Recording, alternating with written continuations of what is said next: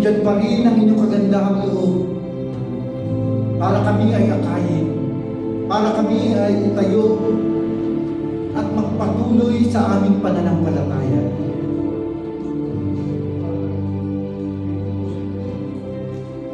Ikaw ang Diyos ng lahat ng langit. Ikaw ang Diyos ng magpakailanman. At ikaw ang Diyos na hindi nagbabago. Ang Ama naming banal na nasa langit. Tanggapin mo, Panginoong Diyos,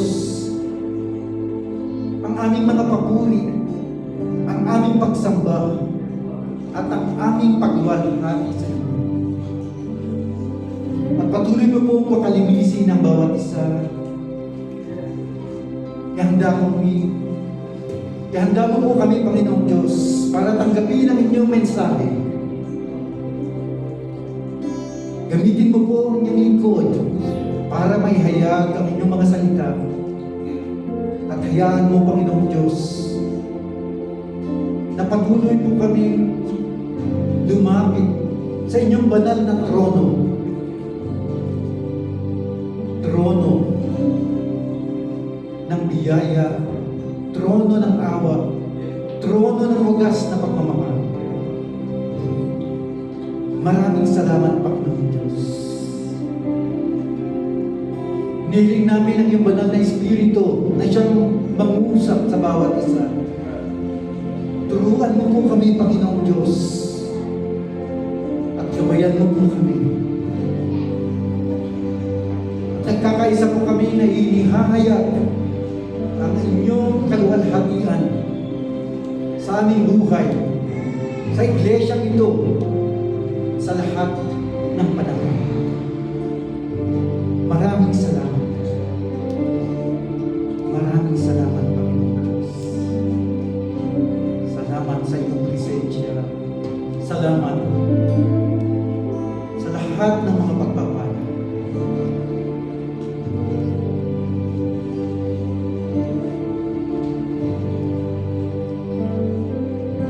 Maraming salamat. Sa pangalan ng iyong anak na si Jesus, ito po ang aming panalangin. Amen. Amen.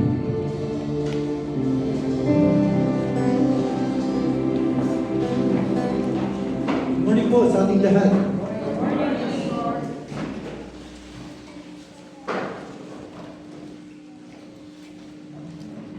Salamat sa Panginoong Diyos sapagkat muli po tayo magkakasama para magkaisa na purihin ang ating Panginoon. Salamat sa kanyang mga biyaya sapagkat meron tayong kalakasan, kakayahan para pumunta po sa lugar na ito at itaas ang pangalan ng ating Diyos. Meron po akong tanong. Naranasan niyo na ba na mapagbintangan ng hindi totoo? Naranasan niyo na ba na maparatangan ng mabibigat ng mga kasalanan na wala namang kayong kinalaman? Nasubukan niyo na bang matanong ng mga tanong na kakaiba?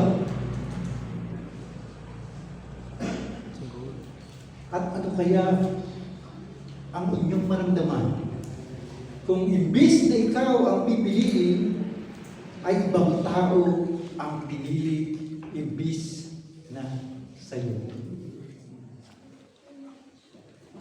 Yan po ang mga katanungan na masasagot dito po sa pagpapatuloy ng ating pag-aaral dito po sa John 18. Titignan po natin ang mga huling talata sa verses 28 to 40. At ito po ang summary. Itong mga talatang nabanggit. Unspecified accusation, prophetic realization, unusual interrogation, kingdom proclamation, uncommon question, at unlikely substitution. Yan po ang mga titignan natin sa umagang ito, sa ating mensahe, kung saan pinamagatan na on trial sa John 18 verses 28 to 40. Natutunan natin ng mga nakaraan na pagdating sa Panginoong Jesucristo ay dinala siya kay Anas, yung dating saserdote, dating high priest. Pagkatapos, dinala siya kay Caiaphas. Tapos sa Sanhedrin. So, tatlong paglilitis ang dinaanan ng Panginoong Yesus na tinitignan kung ano ang kanyang kasalanan. Pero yun ay mga religious na paglilitis. Dito naman, sa susunod, ito naman ay political na paglilitis. Kaya sa verse 28, then they led Jesus from Caiaphas to the praetorium. Ang Panginoong Yesus dinala sa praetorium. Ito yung palasyo o headquarters ng gobernador. Yung gobernador po ng panahon na yun ay walang iba kundi si Pontius Pilate. Poncio Pilato. At siya po ay isang Romano. Kaya, sa susunod na mga salita, it was early morning. But they themselves did not go into the praetorium, lest they should be defiled, but that they might eat the Passover. Ang mga nagdala sa Panginoong Yesus kay Pontius Pilate ay mga religious leaders, mga Pharisees, mga Sadducees. Sila yung mga elders ng mga Hudyo. At dahil ito na yung panahon ng Passover, ayaw nilang pumasok sa pamamahay ni Pilate na isang hentil. Kasi kung sakasakali na pumasok sila at meron sa loob ng tahanan ni Pilate ang lebadura. Ano yung lebadura? Ito yung yeast. Yung dinadagdag sa tinapay para ito ay umalsa. Kapag meron ito sa loob ng pamamahay na pinasukan mo, ikaw ngayon ay tinatawag na defiled. Ibig sabihin, hindi ka karapat-dapat na makipagdiwang ng Paskwa o kaya Passover. Kaya doon lang sila sa labas. Pero tingnan nyo ang hypocrisy nila. Ayaw nilang maging ceremonially unclean, pero dinadala nila ang isang inosente sa katauhan ni Jesucristo para mamatay. Nakita nyo yung irony? Gusto nila na makita sila bilang malilinis, pero sa kaloob-looban ng kanilang mga puso, sa kanilang mga isipan, ang intention nila ay mamatay si Jesucristo.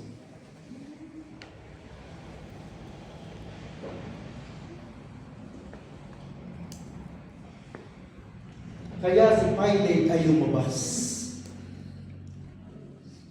Pilate then went out to them and said, "What accusation do you bring against this man?" Ano ang paratang nyo? Bakit dinala nyo dito ang taong ito? Ito ang kanilang kasagutan. They answered and said to him, "If he were not an evildoer, we would not have delivered him up to you. Kung hindi siya masamang tao, hindi namin siya dadalhin dito." Okay ba yung sagot na yun? Ano sa palagay nyo?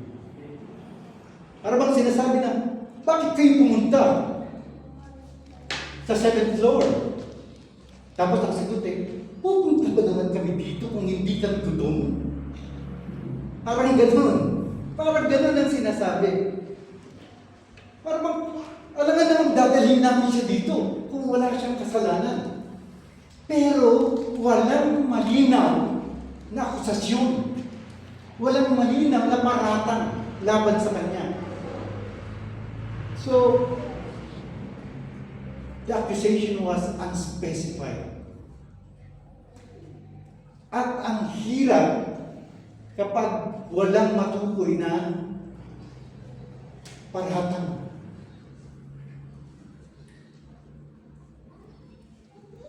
Minsan, para tayong mga Hudyo, para tayong mga religious leaders, na wala mang malinaw na kasalanan ng tao, eto na ay ating hinuhusgahan. Minsan maririnig lang natin na eto ang nangyari. At meron na kaagad tayong iniisip na, oo nga, ganyan siya. Oo nga, mali siya. Kawawa naman yung tao, di ba? Wala siyang kaalam-alam na siya na ay ginigisa sa sariling mantika. Buti sana kung olive oil. Pero ito po ay pinagdaanan ng Panginoong Yesus. Naparatangan siya ng hindi malinaw. Kaya nga kanina, ano kaya ang pakiramdam kapag tayo naman ay inaakusuhan ng mga kasalanan na hindi natin ginawa?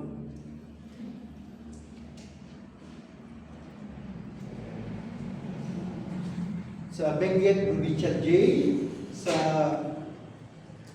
Bureau of Jail Management and Penology, at maging sa Baguio City Jail, kung saan nagpupunta po kami, ay marami pong kasong katulad nito. Sinasabi nila na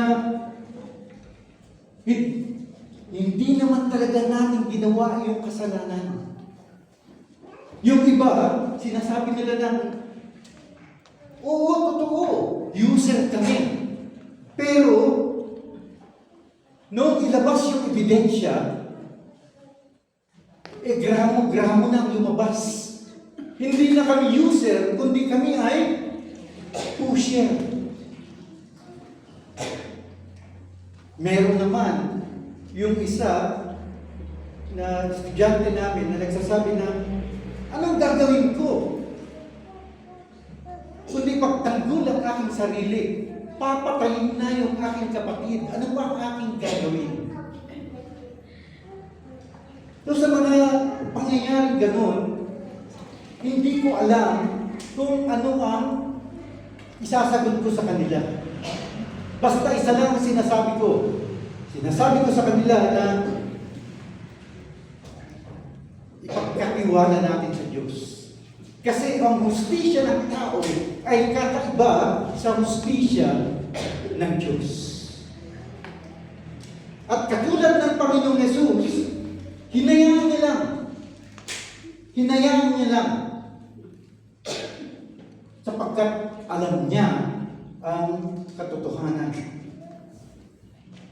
Sa susunod na verse, then Pilate said to them, you take him and judge him according to your law.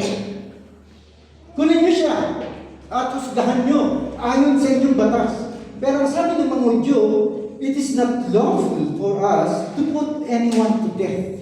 Hindi makatarungan sa amin na husgahan siya ng kamatayan. Bakit nila sinabi ito? Kasi sa verse 32, that the saying of Jesus might be fulfilled, which he spoke, signifying by one death he would die. Upang matupad ang mga sinabi ng Panginoong Yesus tungkol sa kanyang kamatayan. Ibig sabihin, ang lahat ng mga nangyayari ito ay nakasulat na sa banal na aklat. Talagang mangyayari na ito sapagkat ito ang plano ng Panginoong Diyos. Tignan niyo sa Matthew, chapter 20, verses 17 to 19. Ito yung papunta ang mga disipulo kasama ang Panginoong Yesus sa Jerusalem. Now Jesus, going up to Jerusalem, took the 12 disciples aside on the road and said to them, Behold, we are going up to Jerusalem, and the Son of Man will be betrayed to the chief priests and to the scribes. And they will condemn him to death, and deliver him to the Gentiles to mock, and to scourge, and to crucify. And the third day, he will rise again. So noon pa man, sinasabi na ng Panginoong Yesus kung ano ang mangyayari. He is all-knowing. Alam na niya ang kanyang pagdadaanan. Although, nung panahon na yun, yung mga alagad niya, yung mga disciples, hindi pa nila masyadong naintindihan. Maging sa John chapter 3, verses 14 to 15, kung saan kausap niya si Nicodemus. At pinaliwanag niya kung ano yung muling pagkabuhay o born again. Sa verses 14 and 15, sabi ng Panginoong Jesus, And as Moses lifted up the serpent in the wilderness, even so must the Son of Man be lifted up, that whoever believes in Him should not perish, but have eternal life. Alam na natin yung susunod na verse, John 3:16, di po ba? Anong umpisa nun? For God so loved the world. At yun na ang pagpapahayag ng Diyos tungkol sa misyon ng kanyang anak na si Jesucristo. Pero ang tinutukoy niya dito yung nangyari sa Numbers, sa chapter 21. Kung saan, dahil sa katigasan ng ulo ng mga tao, habang sila ay nasa ilang, sinasabi nila, bakit mo pa kami dinala dito? Para mamatay? Mamatay kami sa gutom, mamatay kami sa uhaw. Eto na lang ba ang ipapakain mo sa amin? At ang Diyos, sinusgahan sila. Nagpadala siya ng mga makamandag na ahas. Dahil sa kanilang katigasan ng ulo, dahil sa kanilang pagrebelde. At yung mga Hudyo, natakot sila. Siyempre, namamatay na yung kanilang mga pamilya. Namamatay na yung kanilang mga kasama. Tinutuklaw na ng mga ahas. Lumapit sila ngayon kay Moses. At sinabi nila, ipanalangin mo kami. Doon natin makikita ang kahalagahan ng intercession.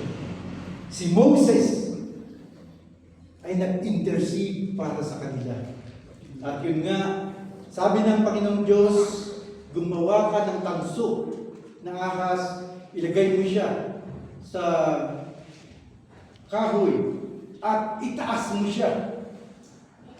At kung sino man ang titingin sa kanya, titingin sa tanso na ahas, ay magagamot.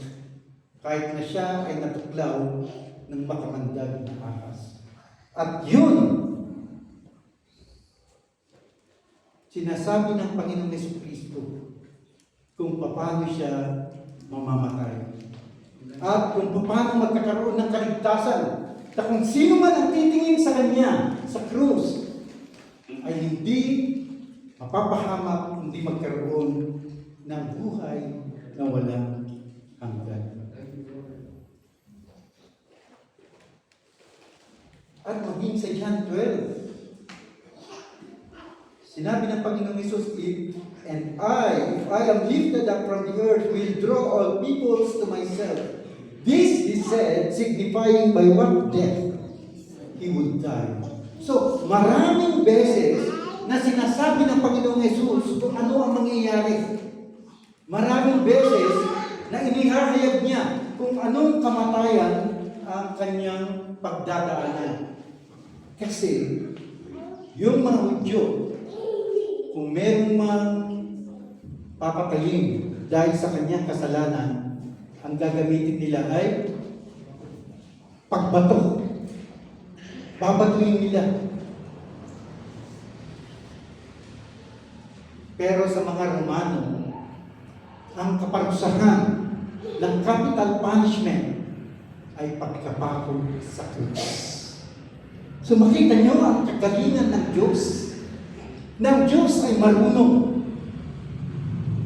Na akala ng mga tao, ang nangyayari ay ayon sa sarili nilang kagustuhan. Iniisip nila na magagamin na namin ang tao ito, mamamatay na siya. Pero ang hindi nila inakala, lahat yun ay ayon sa plano ng Panginoong Diyos. God is sovereign. God is all-powerful. At minsan sa buhay natin, ganun. May mga pinagdaan tayo na akala natin, nako, ano ba nangyayari? Parang malayo na yata ang Panginoong Diyos. Parang tinalikuran na yata ako ni Yesu Kristo. Pero hindi natin alam. In the background, kumikilos ang Panginoon para sa ating kabutihan. Ginagawa niya ang lahat ayon sa kanyang plano. And that is prophetic realization. Kaya nga habang binabasa ko ito, sabi ko, ang galing talaga ng Diyos. Hindi naman nautusan yung mga tao para gawin ito, pero ang mga nangyayari ay talagang patungo sa krus ng Kalbaryo, kung saan mabibigyan ang Diyos ng kaluwalhatian. Kung saan ito ang magiging daan ng ating kaligtasan.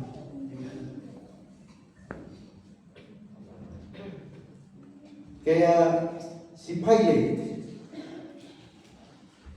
ay bumalik ulit sa kanyang silid sa praetorium. Then Pilate entered the praetorium again, called Jesus and said to him, "Are you the king of the Jews?" Ikaw ba ang hari ng mga Hudyo? Ninyo tinanong niya si Jesus, di po ba? Pero ang sagot sa kanya sa verse 34 ay tanong din. Para bang tinatanong na, asan ka na? Tapos sumagot naman siya sa text, bakit ba? Di ba parang lalong gumugulo? Pag tinatanong, ano ba ang nangyari? Bakit? Asan ka ba? Parang nakakalito. At ganito ang kanilang usapan. Tinanong siya, "Are you the king of the Jews?" Ang sagot ng Panginoong Jesus, "Are you speaking for yourself about this, or did others tell you this concerning me?" Tinanong siya, "Ikaw ba ang hari ng mga Hudyo?" Ang sagot niya yan ba ay nanggagaling sa iyo? O baka naman marites lang yan? Baka naman narinig mo lang sa iba? Baka naman sabi-sabi lang? Tapos, ang sagot na naman ni Pilate sa verse 35, at tanong na naman, "Ako ba ay Hudyo? Your own nation and the chief priests have delivered you to me." Binigay ka sa akin ng mga kababayan mo para parusahan. Ano ba ang ginawa mo? Kaya puro tanong. dito sa tatlong talatang ito. Kaya nga, habang binabasa ko ito, iniisip ko, sino ba talaga ang on trial dito? Subukan niyong basahin.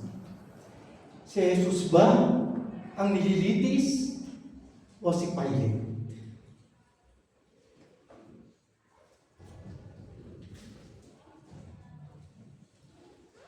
At kapag tayo ay nagbabasa ng salita ng Diyos, minsan tayo ang tinatanong. Minsan iisip natin, magbabasa ako ng Biblia para ako ay matuto. Tama? Pero habang binabasa natin ang Biblia, may mga katanungan doon na nangungusap sa atin upang tignan natin ang ating mga puso. Tignan natin kung ano talaga ang nilalaman ng ating mga isipan. Ano ba talaga ang intention natin? At yun ang talagang nagpaisip kay Pilate.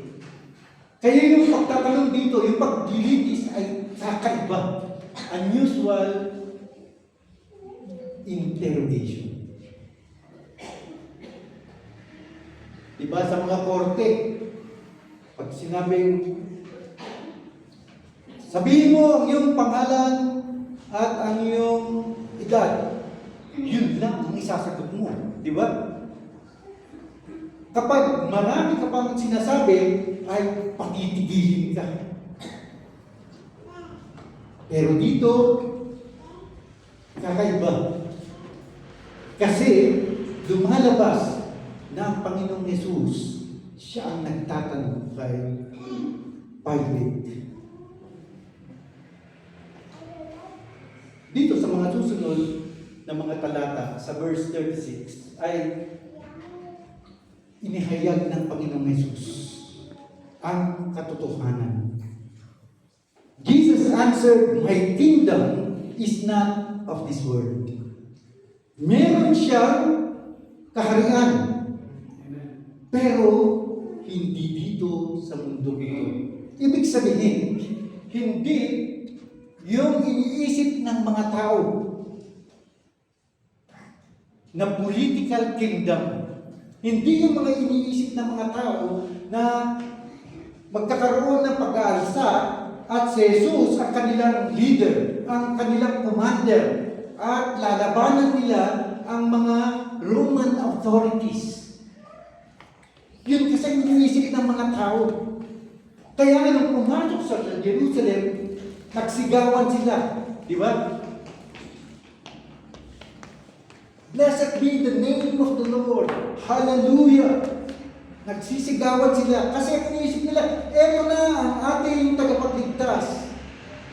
Totoo na siya ay tagapagligtas, pero ibang kaligtasan ang ipagkakaloob niya. At may mga pagkakataon na ganun tayo.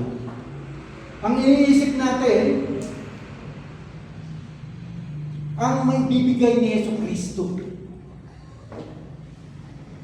Kaya nga, nung nakarang linggo, nag-attend ako ng lamay at nakipagkwentuhan ako sa mga pastors at ministers doon. At kinikwento nila na meron daw silang nabahaginan ng gospel. Pero ang tanong ng taong ito, kung sakaling tatanggapin ko si Jesus, mawawala ba yung pera ko? Ganon ang kanyang katanungan. Ibig sabihin, iba yung kanyang pananaw tungkol sa pagtanggap kay Hesus Kristo.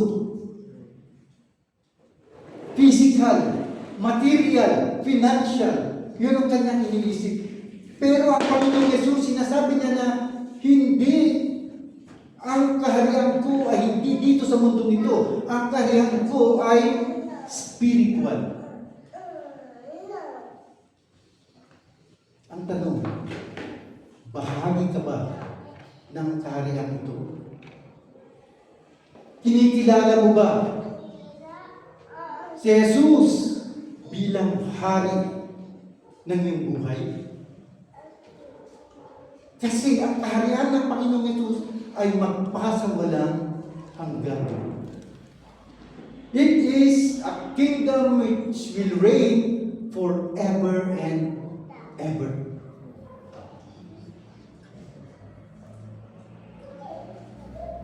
Kaya nga sabi niya, if my kingdom were of this world, my servants would fight. Naalala niyo nung siya ay dinakip? Lumaban si Peter. At tinagpas niya ang tenga ni Malchus. Yung isa sa mga alalay ng mga pari. Pero sabi ng Panginoong Yesus, hindi. Ibalik mo yung inyong espada. At ginamot pa nga niya si Malchus. Alam niyo ng mga panahon ito, kung babasahin po natin yung timeline, eto na yung panahon na si Judas ay nagpatiwakan. Eto na yung panahon na nakita ni Judas na mali siya. Hindi tama yung kanyang ginawa. Kaya nga binalik niya yung ibinayad sa kanya. Yung 30 pieces of silver ay binalik niya. Pero nangyari na ang nangyari. Imbis na magsisi si Judas sa kanyang ginawa, humingi ng tawad sa Panginoong Diyos, ang ginawa niya, nagpatiwakal. Although hindi makita ito sa Gospel of John.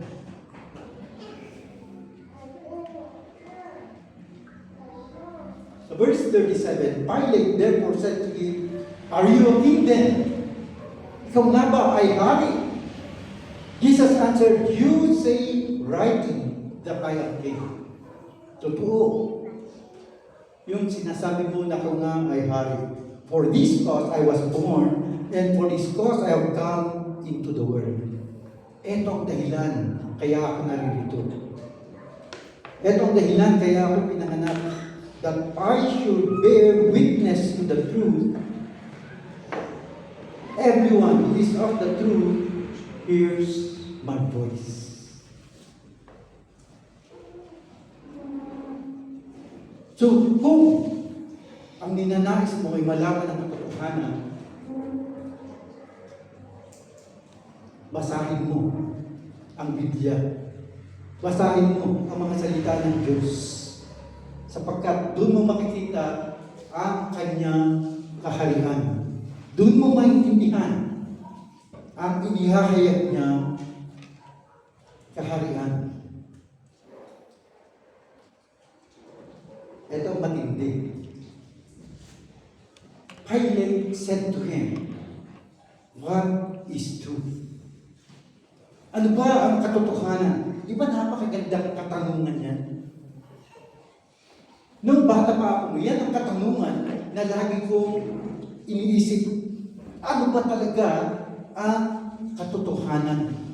Kasi nga, habang lumalaki ako, nakikita ko ang iba't ibang pananampalataya. Nakikita ko ang iba't ibang mga relihiyon. At ang tanong ko sa aking sarili, alin ba talaga dito ang totoo? Ano ba ang katotohanan? And when he had said this, he went out again to the Jews and said to them, "I find no fault in him at all." Not guilty. Ayon sa gobernador ng mga Romano. Ayon sa Roman authority, sa governor na si Pilate, sabi niya, wala akong nakikita kasalanan ng tao ito. Kasi hindi naman siya threat sa gobyerno ng mga Romano.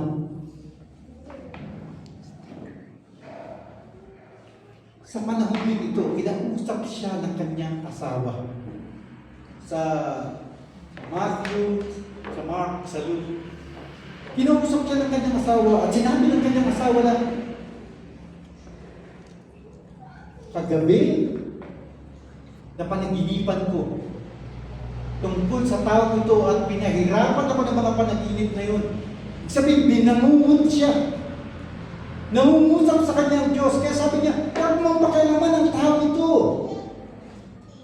Kita niya pagkilos ng Diyos kahit sa mga hindi mananampalataya. Pero etong si Poncio Pilato, napakaganda yung kanyang katanungan, pero hindi niya hinintay ang kasagutan. Hindi niya alam na ang kaharap niya mismo ay ang katotohanan. Jesus is the way, the truth, and the life. Isa sa ating buhay, marami tayong katanungan. Pero hindi natin alam kung saan hanapin ang kasagutan. Sa katanungan, kung ano ang katotohanan na kay Hesus Kristo ang kasagutan. Siya ang daan, ang katotohanan, at ang buhay. At sabi nga sa John chapter 8, sa verse 32, malalaman niyo ang katotohanan at ang katotohanan ang magpapalaya sa inyo. You shall know the truth, and the truth shall set you free. Ang tanong, alam na ba natin ang katotohanan? Yung katotohanan ba ito ay ating pinanghahawakan? At yung katotohanan ito, eto ba, ay base sa banal na kasulatan? Kasi sa panahon ngayon, merong tinatawag na relative truth. Ibig sabihin, yung katotohanan sa akin ay maaaring hindi applicable sa inyo. Maaaring yung katotohanan sa inyong buhay ay hindi naman para sa akin. Ganun ang sinasabi ng mundo ngayon. Na parang maraming katotohanan. Pero ayon sa Biblia, iisa lang ang katotohanan. At kung iisa lang ang katotohanan, ibig sabihin, yung iba ay kasinungalingan. If there is only one truth, all the rest are false. At yan ang isang magandang makita natin upang sa ganon, sa ating pagbabasa ng salita ng Diyos, malaman natin ang totoo.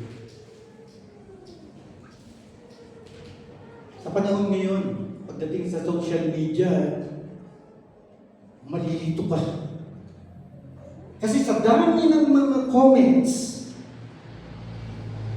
hindi mo alam kung alin ang totoo. Di ba? Sabi ng isa, tama yung ginawa mo. Sabi naman ng iba, hindi. Sabi naman ng iba, dapat ganito ang ginawa mo. Sabi naman ng iba, hindi, dapat ganito ang sinunod mo.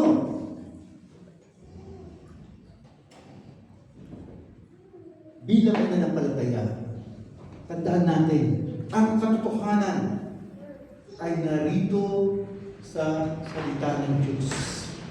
Kaya nga napakahalaga ang ating pag-aaral, ang ating pagbabasa, ang ating pagmumuni-muni sa salita ng Diyos upang masagot ang ating mga katanungan. The question was not common, hindi pangkaraniwan. What is truth? Pero imbis na hintayin niya yung kasagutan, tumalikod si Pilate at iniwan niya si Hesus Kristo. At nung pagbalik niya, sabi niya, wala akong nakikita kasalanan dito. At dito sa uling 2 talata, but you have a custom that I should release someone to you at the Passover. Ito ang nakagawian nila. Na pagdating ng pagdiriwang ng Passover o Paskwa, ay merong pinapakawalan na kriminal. Do you therefore want me to release to you the King of the Jews? Binigyan ng pagpipili yung mga tao. Sino ang gusto niya pakawalan ko? Ang hari ng mga Hudyo. Pero yung mga tao, sabi nila sa verse 40, then they all cried again, saying, not this man, but Barabbas. Barabbas was a robber. Si Barabbas daw ay magnanakaw. Sa Matthew, sinabi na si Barabbas ay isang notorious prisoner.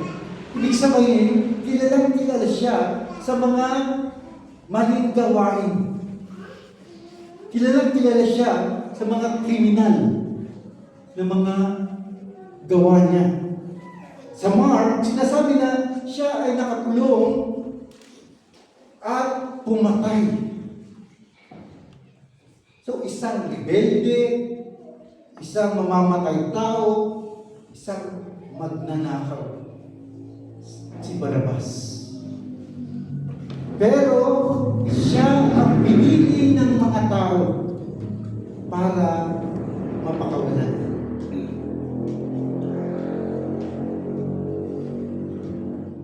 Pinapili siya. Sabi ni Pilate, sino ang pipiliin niyo? Si Jesus, na hari ng mga Hudyo, o si Barabbas? Sinong nagwagi? Si Barabbas ang pinili nila. That is an unlikely substitution.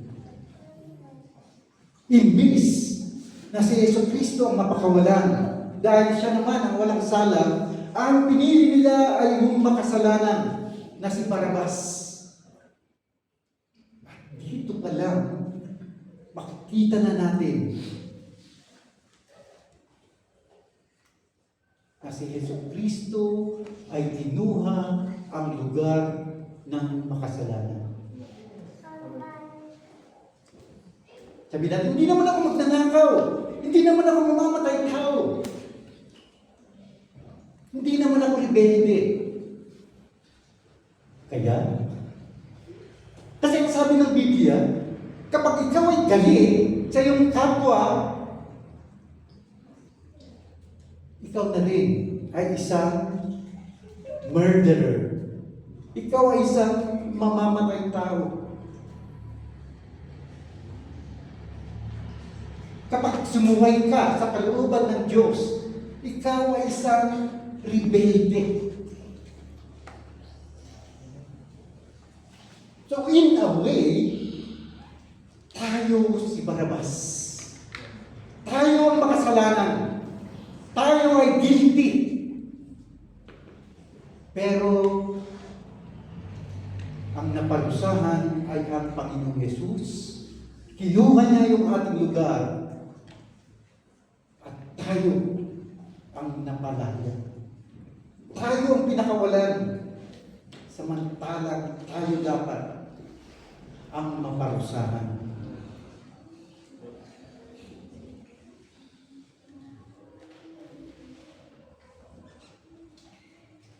Sana maintindihan natin yung katotohanan nito. Sapagkat ito ang ginawa ng Diyos sa ating buhay. Ito ang kanyang mga pinagdaanan papunta sa krus ng Kalbaryo para sa ating kaligtasan. Masakit ang maparatangan, di ba? Masakit ang mapagbintangan. Masakit na piliin ng iba imbis na ikaw sana. Para bang sa Miss Universe, dadalawa na lang sila. At ikaw yung isa doon. Iniisip ko na, ako na, eto na. Pero nung in-announce yung pangalan, hindi ikaw yung napili. Samantalang iniisip ko na, mas maganda ako kaysa kanya. Mas marunong ako, mas matalino ako. Mas karapat-dapat ako. Pero, hindi ikaw ang napili. Napakasakit mo. Pero ang Panginoong Jesus, lahat yan ay kanyang pinagdaanan. Lahat yan ay kanyang pinagtiisan. Sapagkat alam niya na ito ang magiging daan papunta sa krus ng Kalbaryo. Paano tayo tutugon? Di po ba? Ano ngayon?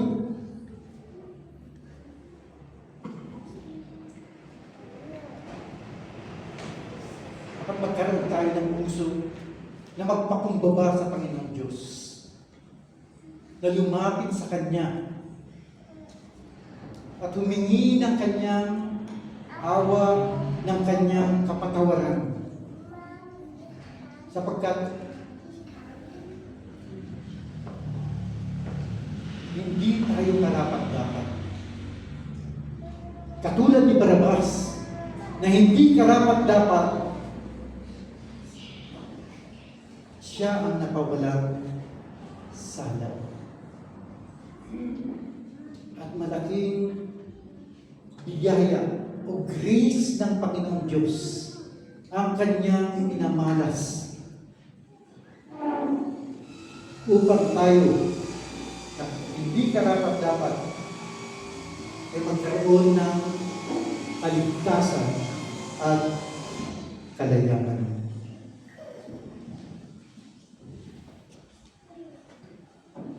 Dati sa amin po pagpunta sa mga provincial jails at city jails, hindi ko naintindihan yung tinatawag na promulgation. Promulgation. Kapag narinig ko, sabi ko, uy, maganda yun ah. Akala ko, kapag sinasabing promulgation, sila ay mapapawalang sala.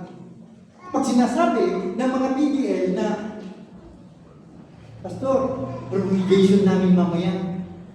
O kaya sa susunod na linggo, magkakaroon na ng promulgation yung kaso ko. Akala ko nung una, eto na yung mapapawalang sala o mabibigyan sila ng bail. Yung bang maaari na silang makalabas? Hindi pala. Isipin nyo, sa tanda ko ito, magsisenyor na ako, hindi ko pa pala alam ang ibig sabihin ng promulgation. Ang ibig sabihin pala ng promulgation, ito ay yung pagbibigay ng sentensya. Yung bang ihahayag na, guilty or not guilty. Tapos pag guilty, sasabihin na, ikaw ay hinahatulan ng reclusion perpetua. Lifetime imprisonment. At ikaw ay dadalhin sa New Bilibid Prison. Napakit mo, new. Uy, siguro maganda yun kasi bago. Yun pala, yun yung Muntinlupa. Kaya nung natutunan ko yung word na promulgation, na ito na pala yung araw ng pagsisintensya sa kanila, ay naramdaman ko yung kanilang mga kaso. Yung mga magkakaroon ng promulgation o masisintensya man, sa susunod na araw, magdamag silang hindi nakakatulog. Kasi ito na magkakaroon ng desisyon kung lalaya ba sila o lalayo. Ibig sabihin, mapupunta sa munti.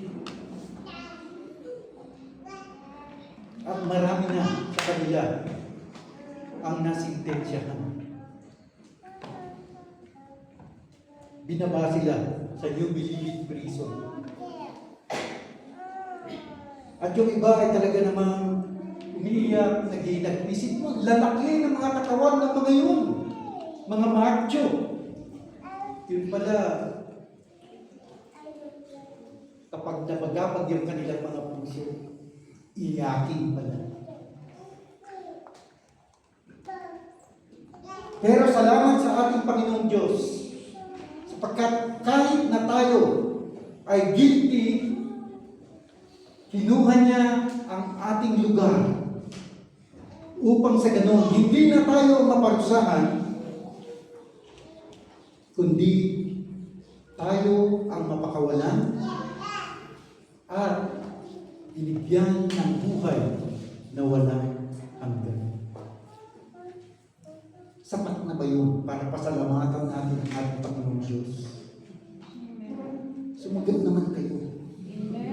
Amen! Siyempre, di ba?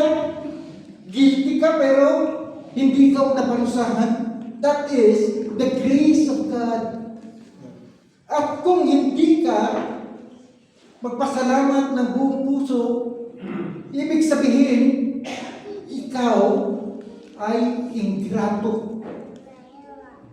Ibinigay sa iyo yan na hindi ka karapat-dapat, pero wala kang pagpapasalamat. Binigay sa iyo yan, tapos parang wala lang. Mga kapatid, sana sa mensahe nito ay magkaroon tayo ng puso ng lubos, na magpasalamat, lubos na magpuri sa ating Panginoong Diyos, at mabuhay tayo bilang malaya at ipahayag natin ang kalayaan na binigay ng Diyos sa pamamagitan ng Kanyang anak na si Jesucristo. Tayo may manalangin.